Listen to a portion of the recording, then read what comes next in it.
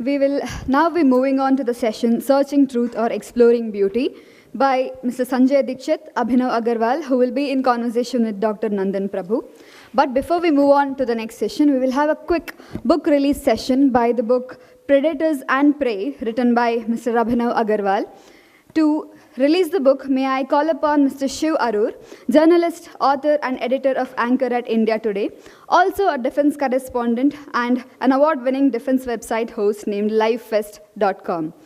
Ladies and gentlemen, allow me to kindly read the backlog of the book that we will be releasing right now.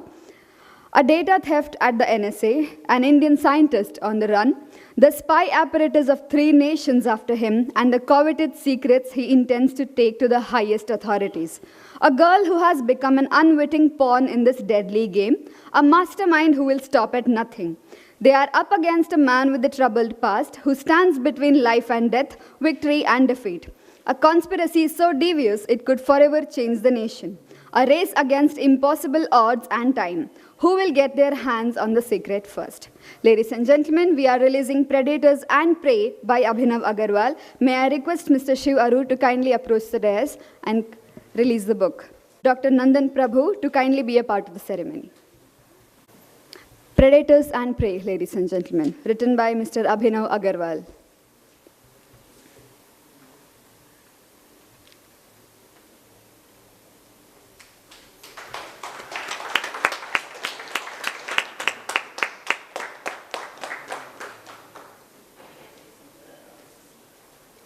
Thank you to all the dignitaries.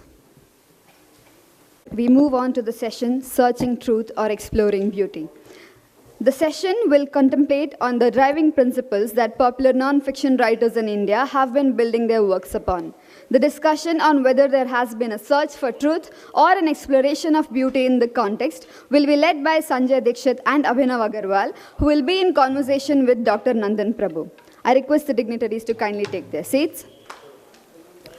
Mr. Sanjay Dixit, a multifaceted personality, graduated as a marine engineer and sailed the high seas for a few years before changing his course to civil services. His interests range from economics, agriculture, strategic affairs and technology to cricket, music and spirituality. Though an IAS officer of the Rajasthan government as an additional chief secretary, more of us know him as a cricket administrator. Mr. Dixit is a prolific columnist who spares no punches in his hard-hitting pieces on contemporary topics. He holds deep interest in Indian languages, culture, history, and philosophy. He has also extensively studied comparative religions and strategic affairs. His 6-part series, All Religions Are Not the Same, has won critical acclaim. His pieces on Kashmir and Article 370 have also obtained immense popularity. He has started videocasting weekly dialogues under the Jaipur Dialogues, which he heads as its chairman, creating an India-centric think tank in the process. He is writing a trilogy on Krishna, being published by Bloomsbury. The first part, Krishna Gopeshvara, has been a bestseller. The second part, Krishna Yogeshvara, will hit the stands in December. Sir, we welcome you to Mangaluru Lit Fest 2019 and feel honored by your presence here today. Mr. Abhinav Agarwal is a columnist, photographer, software professional, Hindi music addict, reader and reviewer, and a curator of the Indic Book Club.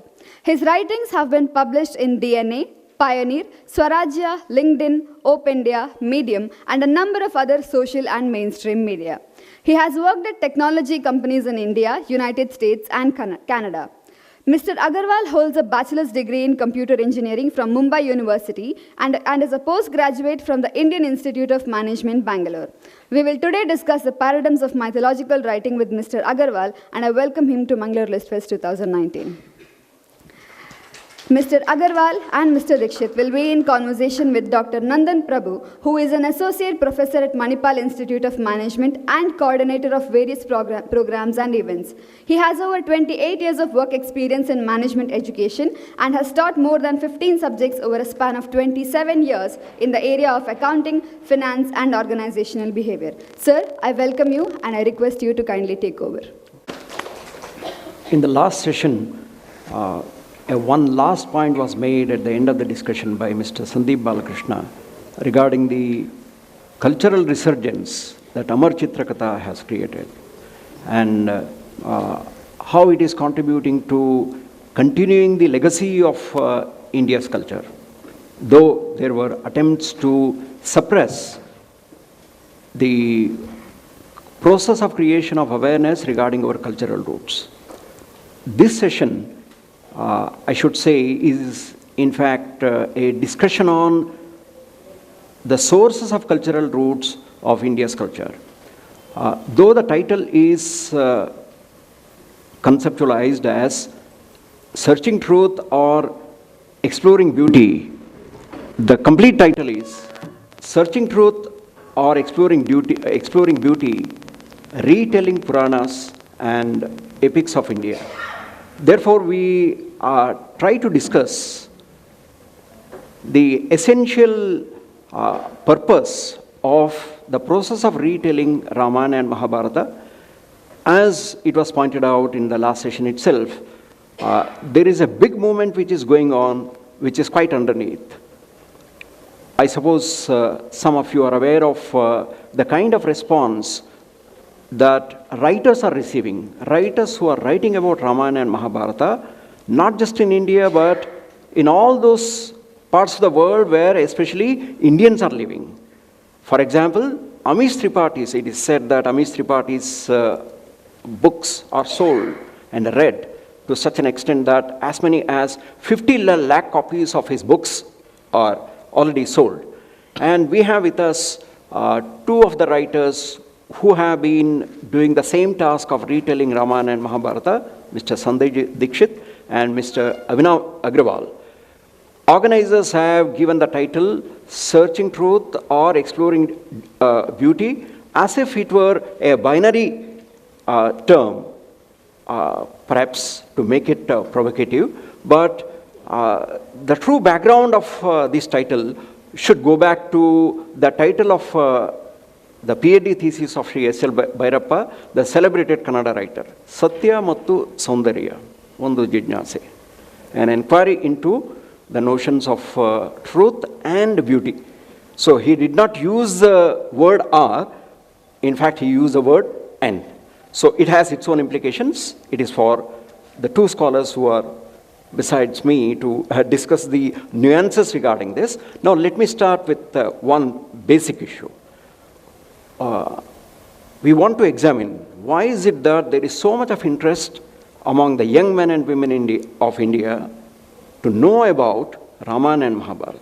Perhaps we had thought as elders that they are interested only in film stars and cricketers. But as against our notion, they are taking deep interest in the writings of Ramayana and Mahabharata. How do you look at this reawakened interest in our Puranas and epics?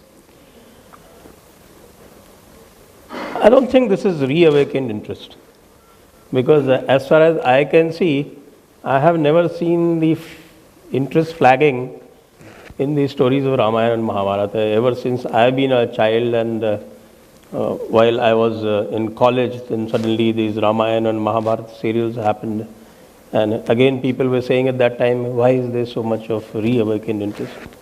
It's always there under the surface. Why it is there?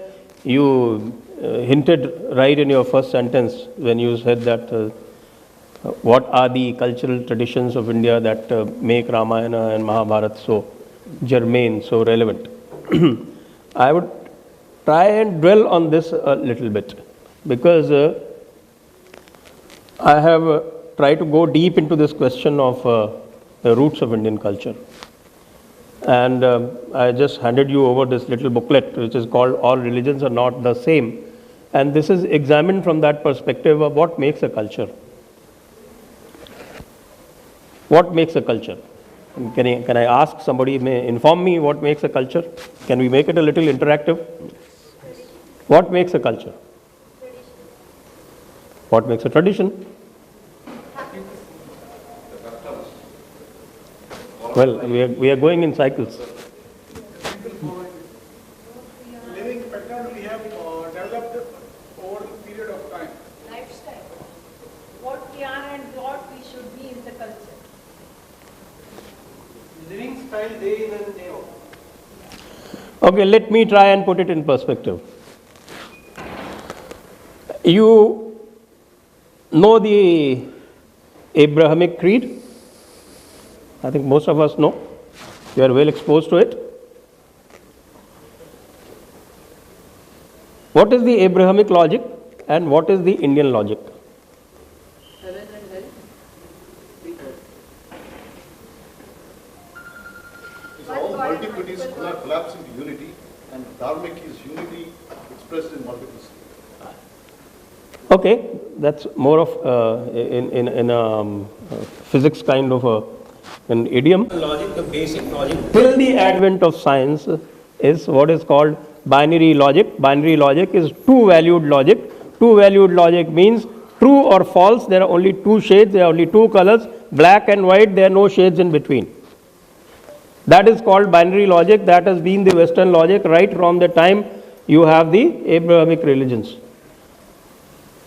Whereas in India, the binary logic has never been there.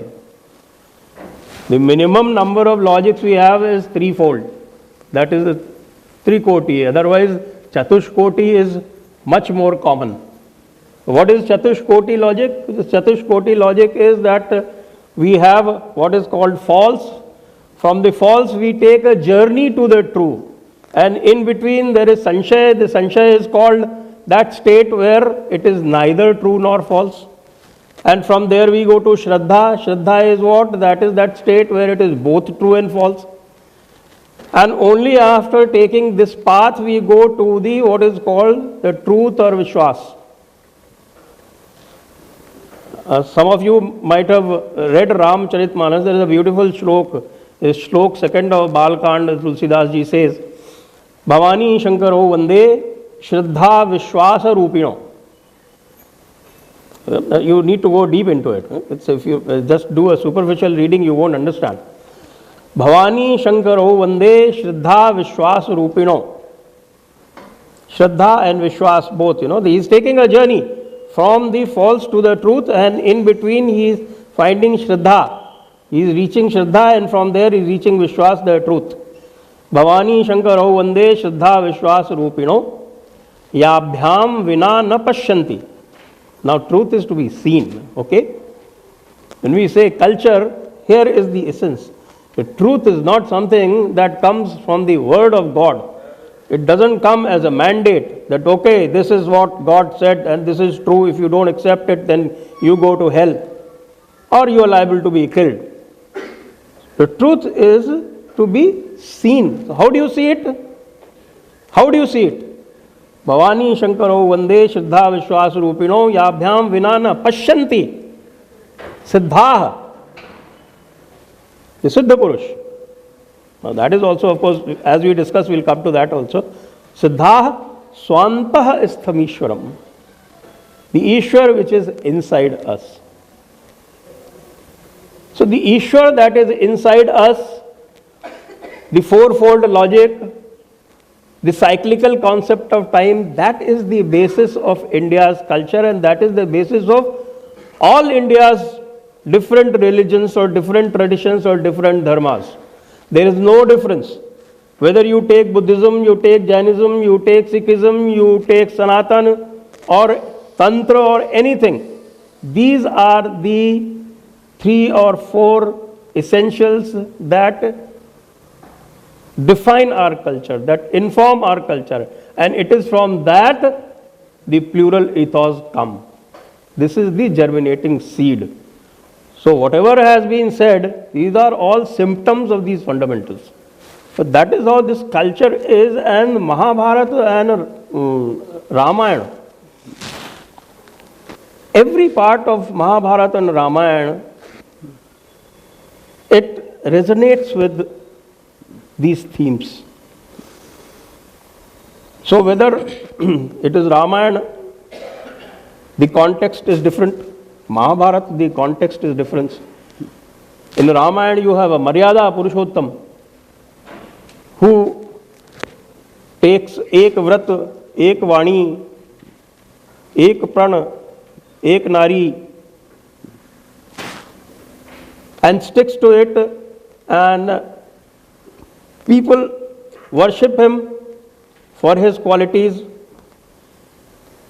He is a human being like us, but because every human being is divine, you are also divine, I am also divine. There is some element of divinity in me and him. So it is not wrong to call anybody a Bhagavan. We all have potential to become Bhagavan. Bhagavan Ram realizes that potential and we all recognize it, we call him Bhagavan Ram. He does it in a different context. He does it in a different manner. He informs his people through his Maryada. Then there is another person, Krishna. He is Leela Purushottam. But he is equally valid in our path. Why he is valid? Because he is Yogeshvara. Whatever he is doing, he is not affected by it. He is the ultimate epitome of what he says, Karmanya Vadikaraste, Ma Phaleshu Kadachana. He is never attached to what he is doing. In my book, Krishna Gopeshvara, I have dwelt at length at what is called the difference between Kriya and Karma. Because we have limited time, so I won't go deeper into that. But every Kriya does not get you the Karma that you are looking for. Sanjay ji spoke of Lord Krishna as Gopeshwar, but we are encountering a situation where we are living in modern times and we try to retell the stories of Rama and Krishna in the modern times. Therefore, there are two things here. Values change. At the same time, it is also argued that there are certain values which are eternal. So while we try to retell Ramayana and Mahabharata, we have to necessarily tell them, re-narrate the story in modern idioms.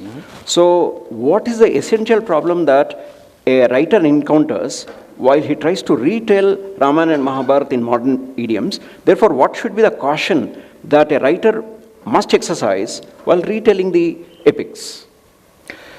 Very good question. So let me ask the show of hands, how many of you have read the Ramayana or the Mahabharata? How many of you have read the full Mahabharata? All 80,000 shlokas, whether in Sanskrit or translated English. Why is that? How many hours have you spent watching Netflix or Amazon Prime? And the time you spend watching Netflix for 6 months, I think you could have read the entire Mahabharata. So obviously we don't do that because we are not sure whether we will get anything more than what an abridged retelling will tell us, right?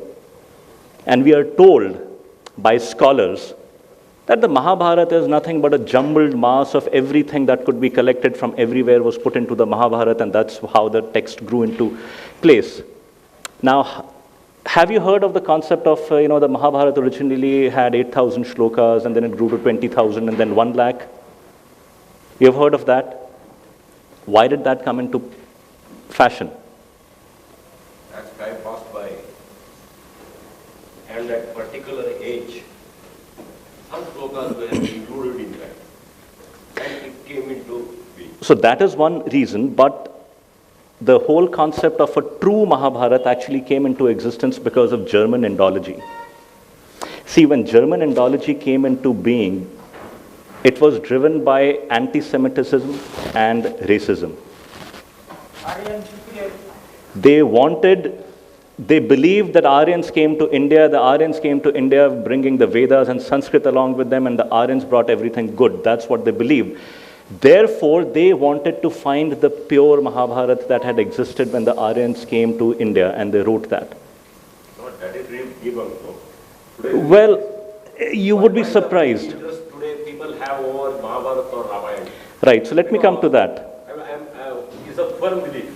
Whatever events happened in Ramayana and in Mahabharata, you find those places today. Right, so Anywhere in India, you have a clue of that. So we will have a question-answer session, then you can ask questions. So the Aryan invasion theory becomes an article of faith for many people. So even those who are writing about the Mahabharata today, for them it becomes an article of faith. Now, to your question as to what is that a writer retelling things, stories from the Ramayana and Mahabharata should keep in mind is how much of respect shraddha do you have for the text? And one way is that, well, my concept of devotion might be different from yours.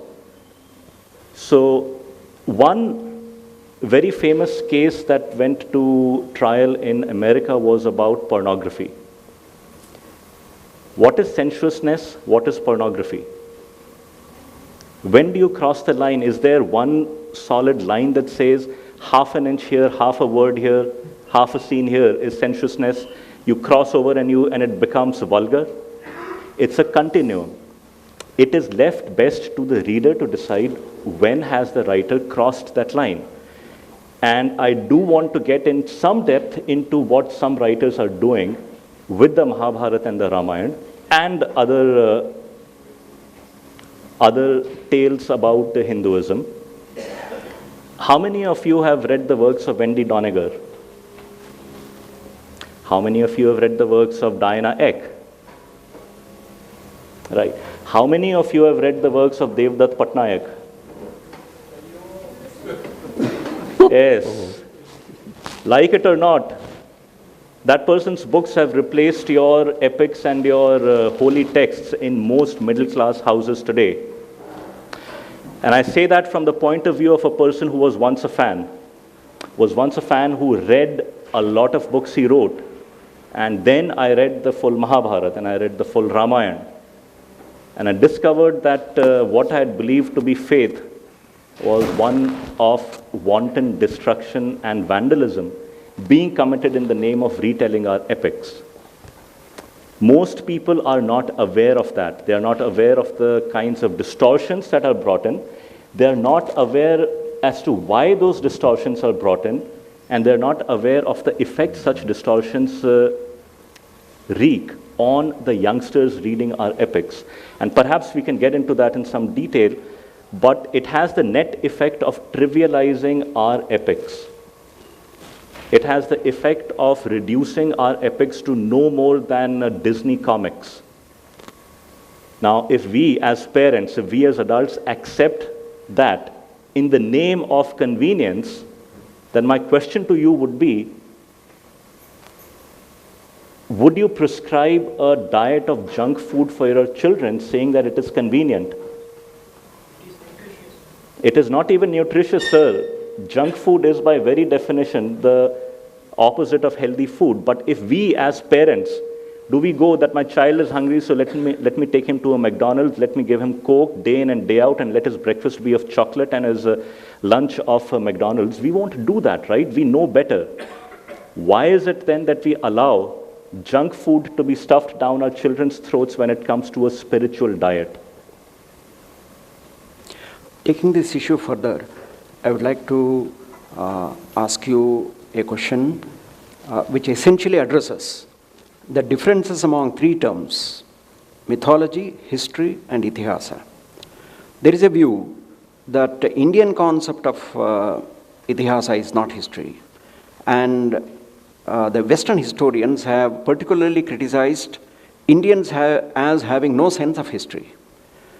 And the main objection to the process of retelling epics and Puranas as if it is Itihasa or history is that all these facts are what may be termed as fictional fact, does not consist of, has not been subjected to the process of historiography, the research methodology which is used for the purpose of finding out what is history and what is not history. So, from your point of view, how do you distinguish among these three terms? Mythology, history, and Itihasa. Can we present Ramayana and Mahabharata as history? Or should we present it as mythology? Or a mix of both fact and fiction, a mix of both truth and beauty? Because somebody who is retelling Ramayana and Mahabharata may present it in poetic terms, he may become one more novelist. So, a novelist may try to bring in a mix of both truth and beauty. So, how do we harmonize this? You know, whether this is to everyone, that Bible was uncontested history till the time of Darwin? Anyone has any second opinion on this? Till the time of Darwin, Bible was considered uncontested history. Is it correct or not?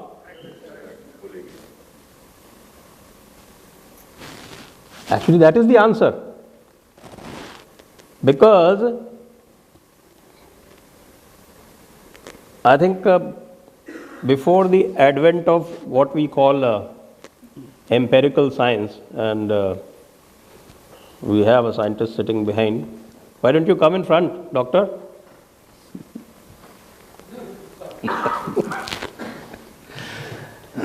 Till the advent of empirical science and till the advent of the scientific method, I suppose people know here what is scientific method. Anyone? The theory of evidence. What is scientific method, sir? Any theory, yeah, evidence. That's just one part. What is scientific method? Experiments and verifying them repeatedly. And then That is part of the verification process. That's not all. It's verification. The scientific method has to be verifiable. It has to be verifiable. It has to be universal. It has to be repeatable. And most importantly now, it has to be falsifiable. That is the scientific method. Now, on using this scientific method, because Darwin came only in the 1800s.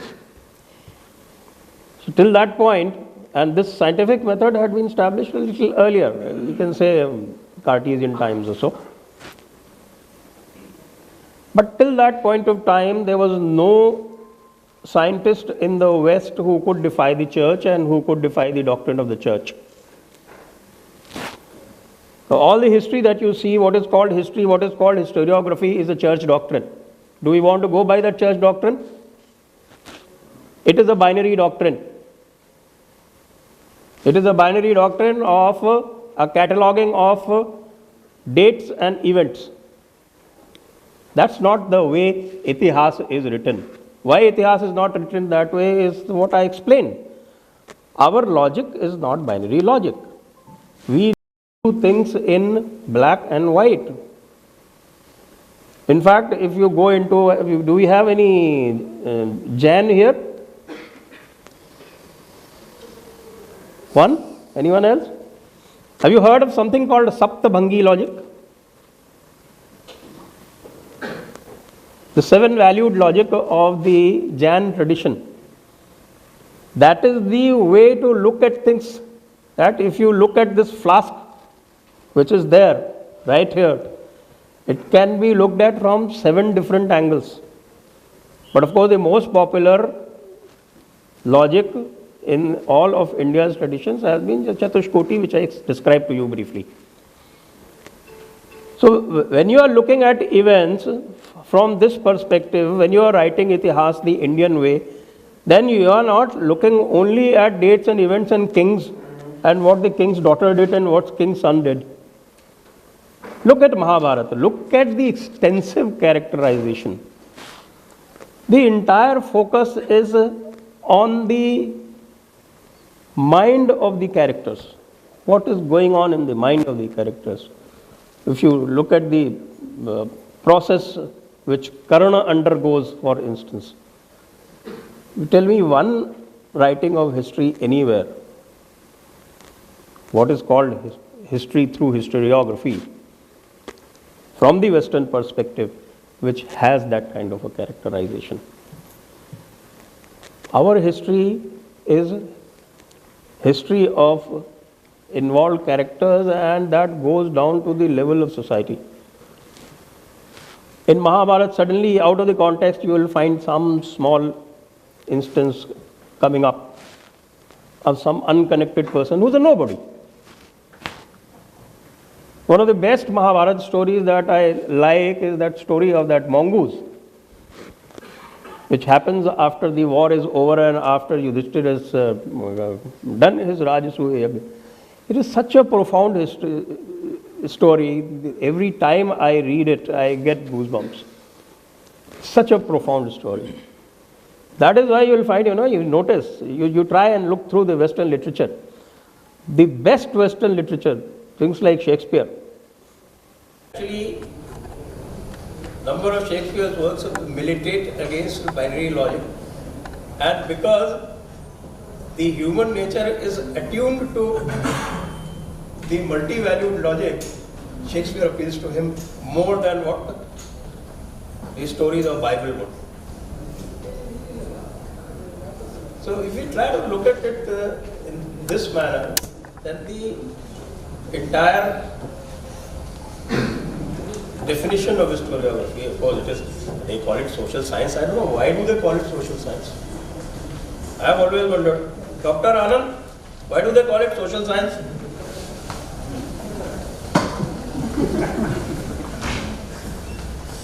There is nothing scientific about social sciences. Anybody can prove me there is something scientific about the social sciences based on the scientific method that we just talked about.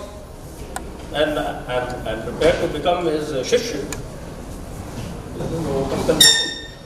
Please prove to me that there is anything scientific in the social sciences.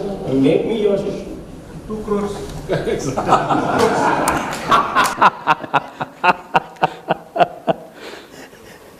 That, of course, that 2 crores is that I have announced from the Jaipur dialogues, a purse of rupees 2 crores for anyone who can prove the Aryan invasion theory. Because all the time evidence is being asked from our side to disprove the Aryan invasion theory. So I say that using the scientific method, first prove the theory. Prove the theory, take 2 crores. Anyone here can do that. So, Troy became historical the moment they found Troy.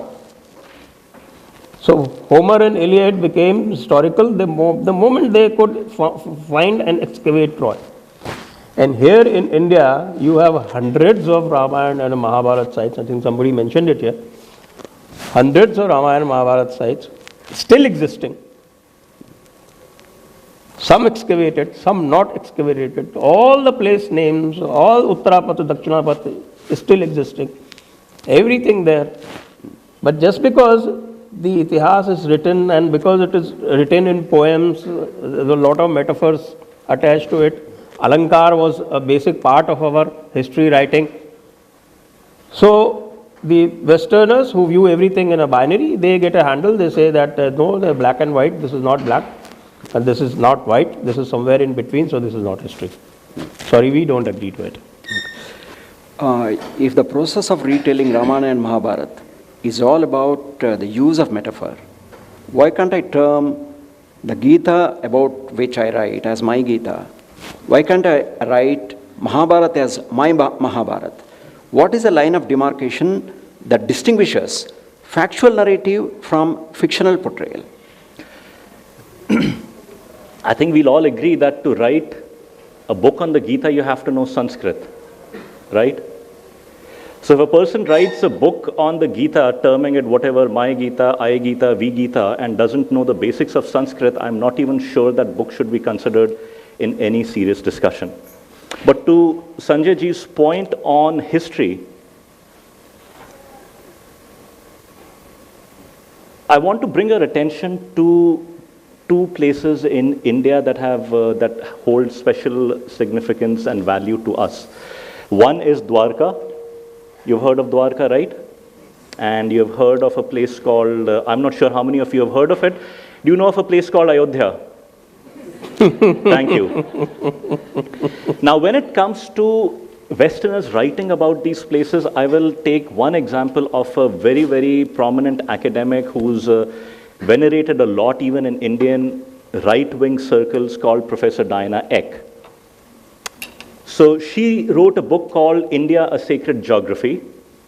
And when she writes about Dwarka, so if you know, from 1985 to 1989, Sri S.R. Rao, the Director General of the Archaeological Survey of India, conducted India's first marine excavations. and they discovered a submerged city that conformed almost exactly to what was described in the Mahabharata, and which had submerged about 3,500 years ago. These were documented, published, establishing the historicity of the city of Dwarka as described in the Mahabharata. Now, when Professor Diana Eck writes about it, she says, because this is evidence that cannot be refuted, right? So she writes, whatever was found or not found at the Dwarka, the geography of that place or what was found has only marginal relevance to the place. It is the faith of the people that makes for Dwarka being so sacred. So two things here. First is, when the facts go against your narrative and ideology, what is the person doing? The facts are not relevant. It is the faith of the people that describes the place. So hold on to that thought for a minute. Now you forward about 100, 200 pages in the book and you come to the section where Professor Diana Eck starts to write about Ayodhya. She writes, and this is after the ASI conducted its excavations at Ayodhya. And do you know how those excavations were conducted? The ASI used ground-penetrating radar to find places that showed anomalies which suggested that some structure might be existing submerged or underground. Every single artifact was excavated in the presence of both sides. It was signed by both sides and kept in a strong room. Professor Diana Eck says, the blue tarps under which the trenches have been dug by the ASI point to some structure. Historians, both from Hindu and Muslim historians, say that the evidence of the textual and the archaeological evidence of a temple is uncertain. And here is the beauty of all of this. She quotes a historian. She says one historian frankly summarized his findings, and I'm quoting almost verbatim from her book, that the evidence of a temple of stone or brick or both is non-existent. This is what one of the greatest Indologists of our times, Professor Diana Eck, writes. Now, she had one misfortune, which is that Professor Meenakshi Jain's book, Rama and Ayodhya, had been published about a year or two back. So if you read that book, you read who is that person that Diana Eck is referring to. That person is D. Mandal from the University of Allahabad. Now, under oath, in front of the Allahabad High Court, this is what Shri D. Mandal, Professor D. Mandal said. I have never visited Ayodhya. I have no knowledge of Babur or his reign except that he was a king of the 16th century. I have no degree or diploma in archaeology. I do not know what a Vedi is or a Yogeshvara is. The Allahabad High Court said, this person has demonstrated his shallowness of knowledge in the subject and he does not meet the rules under the Indian Evidence Act to be considered a specialist. Now, Professor Diana Eck staked her professional credibility and reputation on the words of D. Mandal. Why would she do that? Because she is confident Indians do not read. She is confident that Indians will accept the words of a Western Indologist and they won't read. So Professor Meenakshi Jain's book lays bare these things. Where it is historical, it doesn't matter, it is the faith of the people. Where the faith of the people is there, oh no, but there is no historical evidence. So the whole concept of facts and history that itself has been used for devious purposes and ends by so-called historians. And when you have a very popular writer like Devdutt Patnaik who pays obeisance to that ideology, you can imagine the kinds of distortions that will take place. I want to take a couple of minutes with your permission to talk about 3 or 4 such distortions. Have you heard of Sanjay in the Mahabharata? So about 12 or 13 years after the war, when Dhritarashtra leaves for the forest along with Gandhari and Kunti and Vidur and Sanjay, there's a huge fire in the forest and Dhritarashtra along with others dies. The Mahabharata tells us that Sanjay is the only person who survived that fire, and he left for the Himalayas after that. But the book, Jaya, that Devdutt wrote, says Sanjay was so loyal to Dhritarashtra that he chose to perish in the fire. Why would you do that? Why? Why? If you're saying this is my fictional retelling of the Mahabharata, perhaps you have creative license to do that. But if you're saying, no, this is the Mahabharata, I'm just abridging it, why would you do that? Another example, he writes that Satyavati decided after witnessing a public fight between her sons, the Kauravas and the Pandavas, decided to leave for the forest. She said, I cannot bear to see my sons fight like dogs. That much is fact that Satyavati left for the forest, right? But when did she leave for the forest? Do we know? It was Vyasa who comes to Hastinapur shortly after Pandu's death and tells Satyavati that you will not be able to bear the destruction of your sons and family. Pandavas and Kauravas didn't fight in public till the earliest incident you can find is when Drona calls them for a public display of their skills. All their fights, including where Duryodhan tries to poison Bhim, took place in private many years earlier. Why would you take an incident and bring it back 15, 20 years? Or best of all, Devdutt writes that Bhishma chose to die because he had this boon from his father that he could choose the moment of his dying. He died about 55 or 58 days after the war. And he died when Uttarayan began, right? Now, Devdutt Patnaik writes that Uttarayan is the bright half of the lunar month, the waxing phase of the lunar month. He confuses Uttarayan when the sun starts his journey northwards with what we know as Krishna Paksh and Shukla Paksh of the lunar month. Now, if with these kinds of distortions and all that you're writing about the Mahabharata and Ramayana, I would ask, what kind of devotion, faith and Shraddha do you really have towards our texts? This trivialization of our faith is actually a Western import. And if you swallow that hook, line and sinker, then where does creative license end and where does wanton vandalism begin?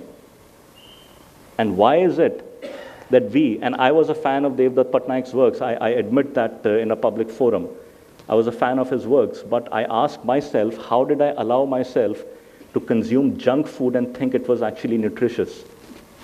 I want you to go and ask this question of as many people as you can.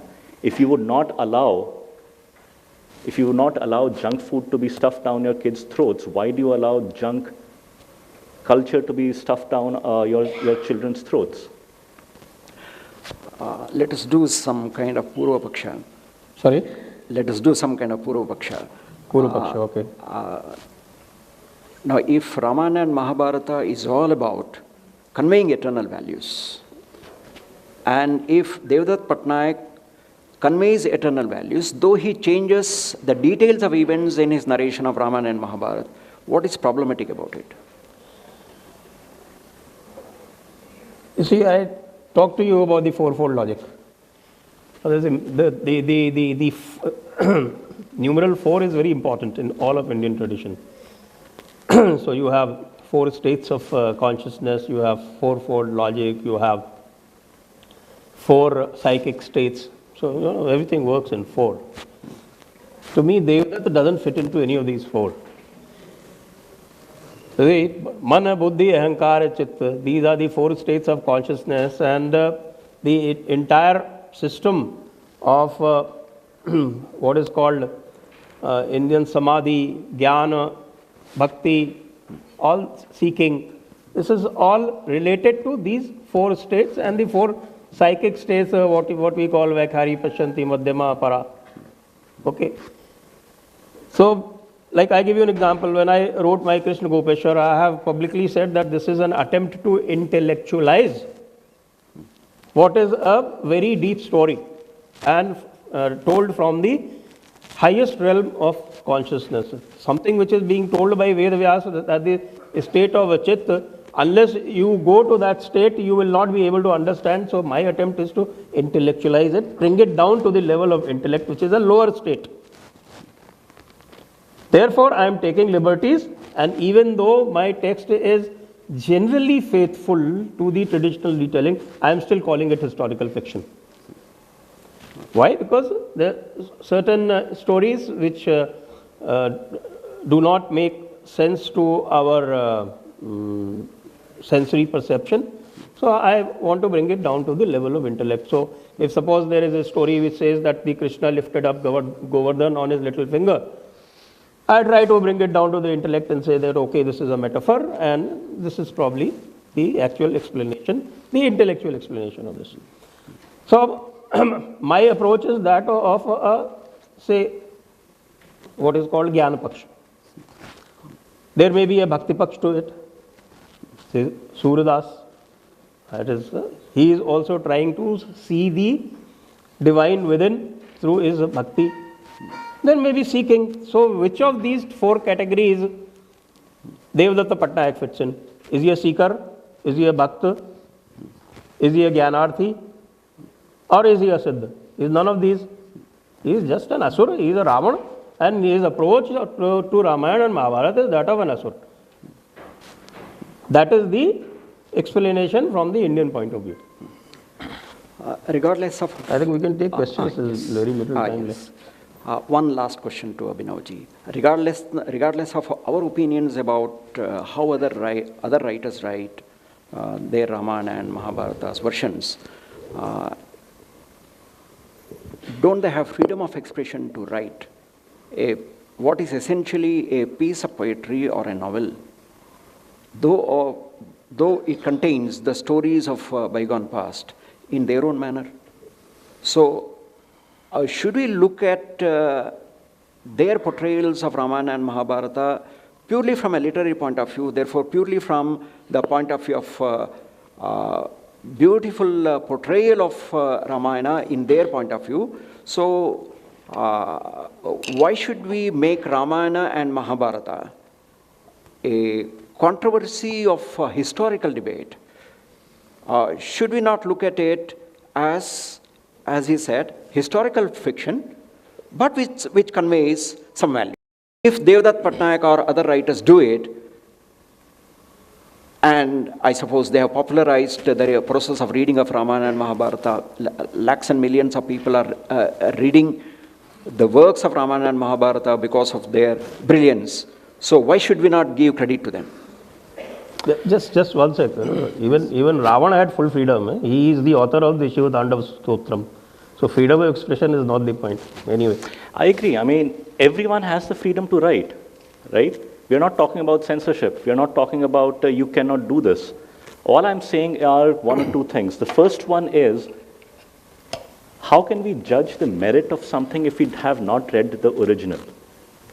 First of all, why have we stopped reading the originals? Why is it that we have time for everything but the things that are important, firstly? Secondly, if someone is writing and distorting, I think we owe it, and it's our responsibility to ask questions. That's what I'm doing. That's what and I think everyone else who does this. So to dismiss that criticism as trolling or censorship or anything like that would be very unfair. So to the extent a person has the freedom to write, it is there. But I think with that freedom also comes firstly a responsibility, and secondly, if you have the freedom to write, others have the freedom to critique and criticize and ask questions. This running away from criticism is again something that I think Devdutt has taken from Wendy Doniger. So Wendy Doniger writes a book which someone reviews and finds 300 errors, distortions, and misrepresentations. And her one-line response is, my critics are all Hindutva trolls. So if that is the response, then I don't really have anything to say to that. So if If Sri Sanjay Dixit were to write Krishna Gopeshvara and say, this is the next version of the Bhagavatam, I am sure I would have more than a little problem with that. But it is a historical fiction, he says.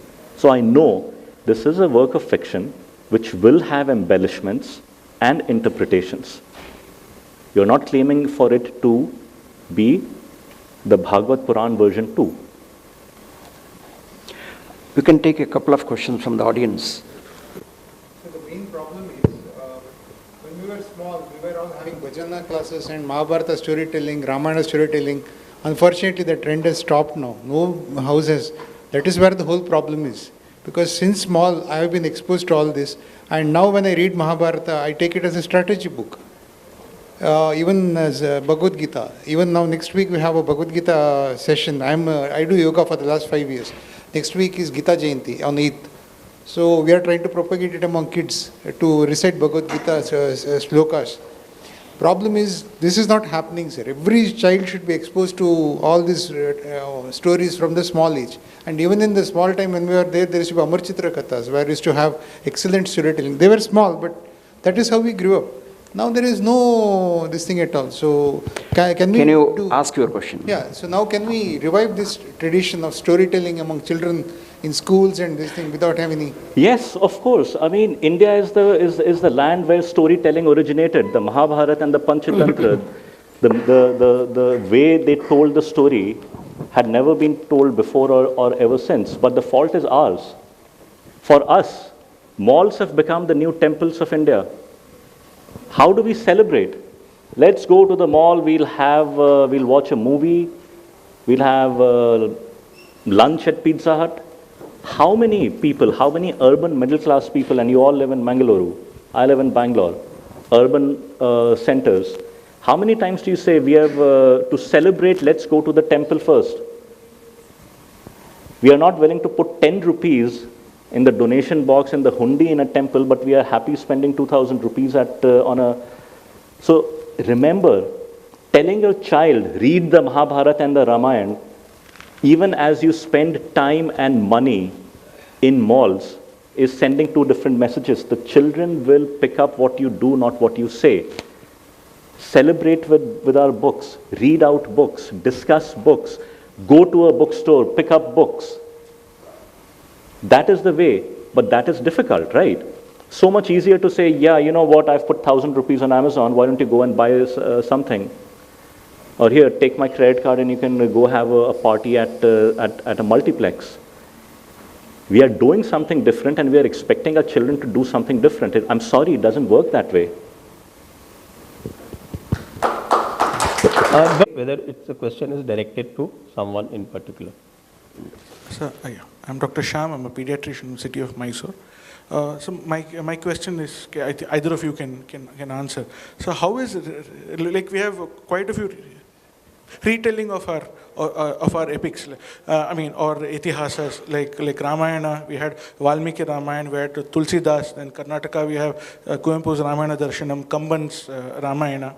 We've all known these as retelling of Ramayana. So these so-called postmodernist scholars, if you can call them, like Wendy Doniger, Sheldon Pollock, they say this kind of a postmodern, retelling was happening then. Why are you blaming us? Because we are doing the same now. Why don't you consider our version also equivalent to theirs? How do you counter this kind of a narrative? I'll take this question. I think I explained it right in the beginning. This is the postmodernism, again, is a binary. So to reduce anything which is done with Shraddha in the past, whether it is retelling by Tulsidas ji, I recited that whole shlok to you. Now you decide whether that is retelling with Shraddha and reaching to the Vishwas or the truth, or the postmodernist retelling by Wendy Doniger is, because Wendy Doniger it's a binary destruction. What is binary? Everything, the World War, the communism, nihilism, postmodernism, post-truthism, all these are binary destructive narratives. So how can you have a comparison between destructive binary narratives and retelling of the kind that Kambana and Tulsidas do. And they're two entirely different things. Vivekananda Degree College, Puttur. My question is, sir, you mentioned that Ram is an ordinary man. Because of his values, he is worshipped, if I'm not wrong. You mentioned that Rama is an ordinary man, he is a king. He is worshipped because of his values. We have Nala, we have Raja Satyaharishchandra, and all of them lived for their own values. And why don't we worship them as gods? Rather, we would stick to Rama and Krishna alone. What I said, you said that all of us have the spark of divinity within. In fact, that the that spark is referred to as Agni. The first shloka of Rig Veda is Om Agni Mile Purohitam Yagyas Devam Ritvijam Hotaram Ratnadhanam. That is the first shloka. What is Agni translated as? Agni is translated as fire, which it is not, because it is the spark. That spark of divinity is the Agni. The Agni has about 100 meanings in Sanskrit. Similarly, divinity has 100 manifestations. And that 100 manifestation, out of that you grade the manifestation, and you find Ram and Krishna. In fact, Krishna is rated higher than Ram. Do you know that? In our Shastras. 12 kalas versus 16 kalas, 48 versus 64 Vidyas. And Krishna is Yogeshvara. Have you ever heard anybody calling Ram Yogeshvara? Yatra Yogeshvara Krishna, Yatra Parthavadhanadhara. So it is a gradation. Rama and Krishna, because of their deeds, what was special about Ram? In his context, he had absolute freedom to do what everybody else, even the rishi, even his guru was telling him. Do not obey your father's vachan that was given. Because your father is telling you not to go. What was Dashrath telling Ram? He never told him to go. It was Ram who honored the vachan of his father. That is how he is called Maryada Purushottam. And then when he went and he faced so many hardships, Koshal was the empire at that time. If he wanted, he could have had help from any of the kings of his time. He was near Dandakaranya when Sita was abducted. That is Mahakoshal. What is Mahakoshal? His Nana's kingdom. His grandfather's kingdom. He did not take help from him. So in Ram we celebrate the value of infinite patience, the infinite devotion to his values, his truth. If he has set for himself ek vachan, that vachan not even his, the vachan is his father's. Ek vachan, ek nari. In fact, Valmiki says that Ramayana is the retelling of Sita's character, not Rama's character. Don't you grade people? Don't you grade your students? You do. There is the topper, there is number one, and there are several others. So you are grading divinity, and the topmost divinity you grade. In fact, I have even tried to define, I don't know whether it is right or wrong, it is for everybody, other people to judge. I have even defined what is an avatar. I said that somebody who is free to liberate himself. Liberation is here and now. And he's got the liberation, yet he decides consciously, no, I will stay here and liberate others also along with me. That is an avatar. That is why Ram and Krishna and Parashuram are avatars. They stay here, they stay back, so they can liberate and go away. Swami Vivekananda, he died at the age of 39. He said that the expansion is so much that I am not able to contain it in this body.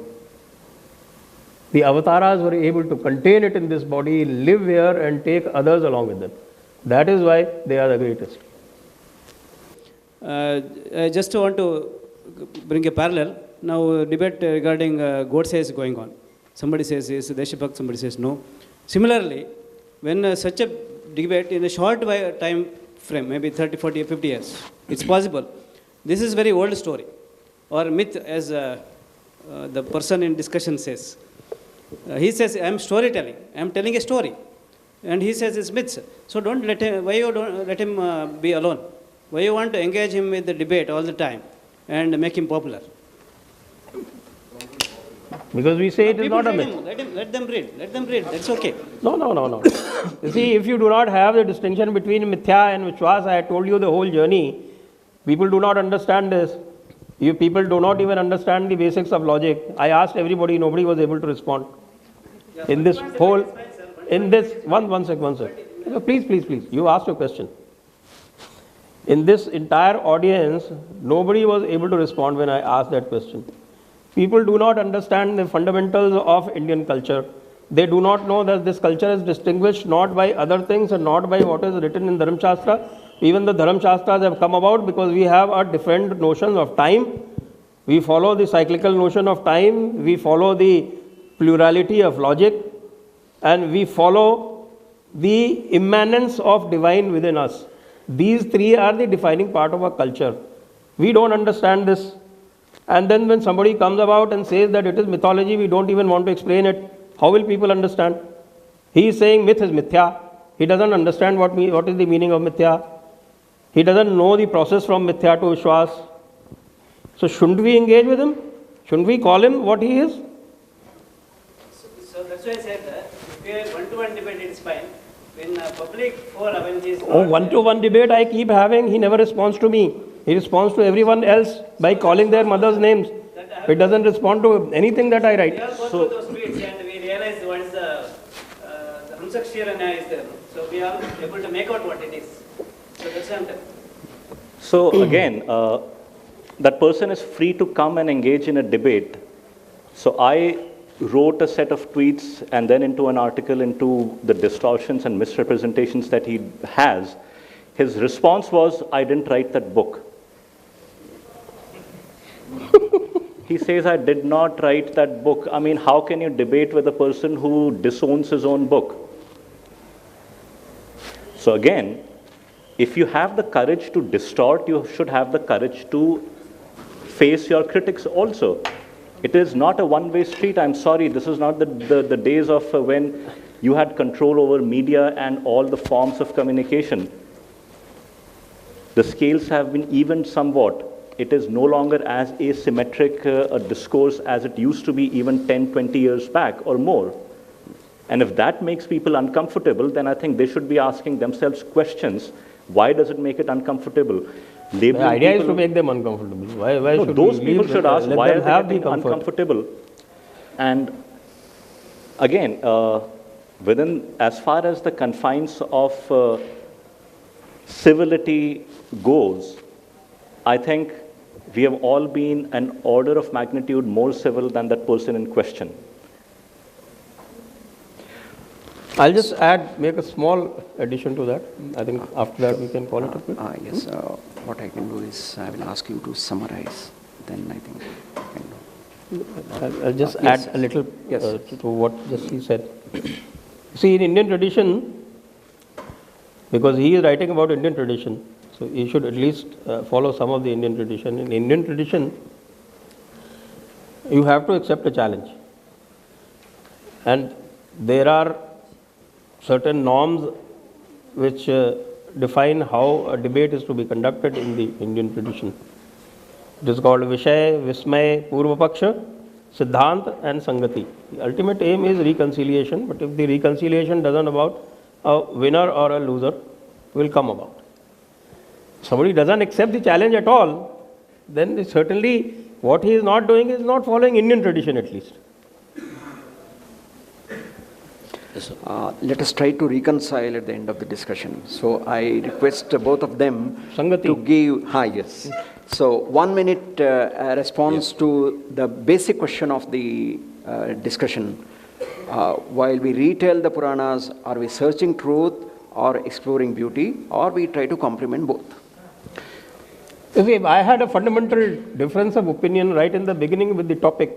It said, what is it? Or searching truth or exploring truth beauty. or exploring beauty, Satya or Sundar.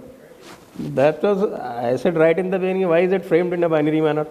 Sir, Satya and Sundar are complementary, supplementary, they can be anything but opposite to each other. Satya is Shiv, Shiv is Sundar, Satya is Sundar. I mean, this whole thing is a cycle. So how can there be any contradiction? Satya and Sundar are both two aspects of the same thing. yes. I agree 100% with the Sri Sanjay Dixit. I have nothing to add to that. Unless, and yeah, I'll leave it at that. I agree completely with him that it is not a binary. You cannot have one without the other. The two are complementary. So I think that's a final message. I would like to add one point as a public service announcement. Sri Sanjay Dixit's first book, Krishna Gopeshvara, came out 2 years back. His 1 year back. 1 year back. 1.5 years. So his next book, Krishna Yogeshvara, is coming out. It's launching on the 7th of December and will be available in bookstores and on Amazon by the 15th to 18th of December. So please do take a look at that. And this is my first book. Please, even if you don't like it, I would request you to buy it. A few copies are available at But Krishna Gopeshvara is available outside at the stall, I just saw. So this is a Lit Fest. Please encourage established authors and upcoming authors, and I'll be more than happy to take a selfie with you if you get a copy of the book. Thank you. Thank you, sir. I take this opportunity to deliver a gratitude to Mr. Sanjay Dixit, Mr. Abhinav Agarwal, and Dr. Nandan Prabhu for this efficient discussion on the paradigms of abridgments of Hindu tales on the context of searching truth or exploring beauty. Thank you, sir. On popular demand, may I please call upon Mr. Anand Ranganathan to kindly hand over the mementos to our dignitaries on the dais. An author of some repute, so please. We are all honored to have him here. We're all looking forward to the session on JNU post-lunch.